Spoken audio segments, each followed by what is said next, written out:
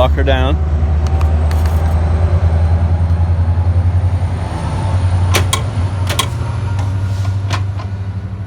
A little sticky on the step, but yeah, I'd rather it be sticky than you know, come out like rip your feet off and be all loose. It's nice and tight, you know. I'm gonna obviously put grip tape on here, and what I wanted to do was match it to the floor, so that way, you know, it has that same material on it. If not, I'll just put that skateboard stuff on it. Oh wow, now look at this. Woo! Oh my gosh, it is so nice in here, guys. It's so fresh. Wow, you know, I took a break from it because it literally kicked my ass. And I'm so glad to be at this stage. It's almost like I'm starting over now. But let's just look down here really quick. You know, I've got your inverter original. Oh shit. Hey, it works.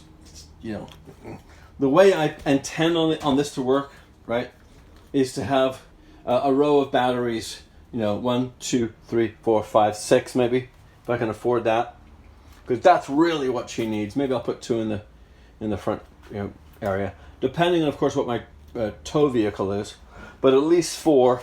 Right now they got those Battle-Born batteries, but that's why I put all this wiring in, you know. It's just in preparation for the big boy to come. And I don't know if you'll notice here the way I did the floor.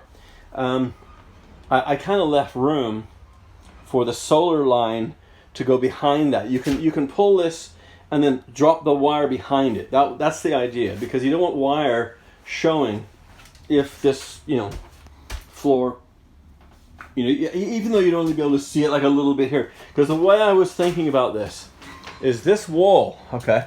Oh, by the way, just take a look from where it is right now. Okay, I put all of the old furniture back in to use as a template, so that way, basically, if I wanted to replicate the exact interior of this thing, all I would do is take the frames off of the original furniture, right, and then just replace all of the wooden components with an updated acrylic plastic. Put Korean countertops that match these on, or bring it to a marble store and have them cut, you know, countertops to match, like 1, 2 bathroom table, right, and maybe table here too, and that way, you know, it'd be simple. That's why I kept the old furniture. That's why I kept the old doors, because I wanted that as an option. So for those of you who are getting into this, that's how I do it. That's how I've seen it done, and I highly recommend that.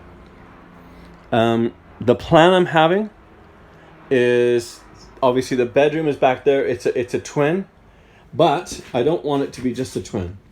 I want there to be an extra mattress that I'll drop in between the twins, so it's a massive bed back there, right?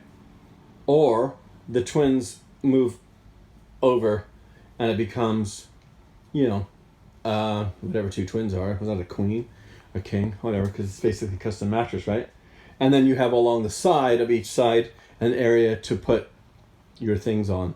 The middle thing, the middle bedside table, as it were, I'm going to have it to where it's all going to be one piece that goes around, and the part that's the bedside table will sit on top, and then when you want to make it a you know, like a double, you know, like a California king or whatever it is, then you just remove the top piece and drop it down, and you know, and then you can slide the pieces over, if that makes sense. That's the plan with the back. Now let's go down there and take a look. Take a look at this bedroom. Now listen, I had a leak. It's not even wet. Good. I had a little window leak here, and I think I got it. Yeah, in fact, I know I did. Let me see. Another tip here, guys. Yep, it didn't even get wet. So see, another thing is, if you have a leak, you put a freshly laundered towel down, and you want to come back, best thing to do is smell that towel, because that will tell you if there was a leak. You will not have that you know, that fresh scent of the towel, so I know I got the leak. So that's excellent news. All right, go to the next video and check out the interior plans here.